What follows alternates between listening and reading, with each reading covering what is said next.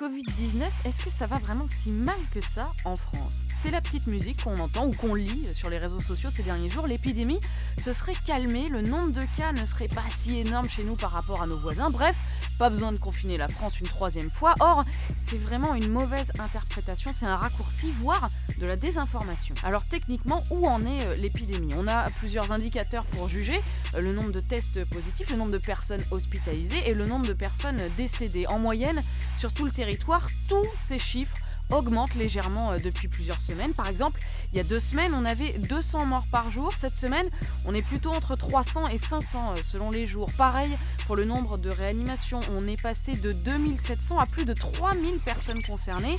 Enfin, autre indicateur intéressant, les tests. Il y a 2 semaines, on avait 6,5% des tests qui étaient positifs. Et bien cette semaine, on est passé à plus de 7%. Ça monte, c'est pas fulgurant, ça a l'air d'être gérable, mais tout dépend où l'on habite en France. Si vous êtes dans l'ouest, en Bretagne, dans les Charentes, ça va, pas de saturation des hôpitaux. En revanche, dans l'est, du nord au sud, là c'est très critique.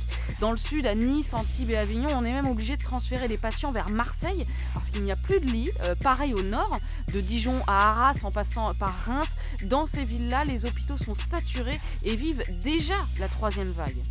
Ça veut dire que s'il y a d'autres contaminations dans les jours qui viennent, ces hôpitaux ne pourront plus accueillir personne.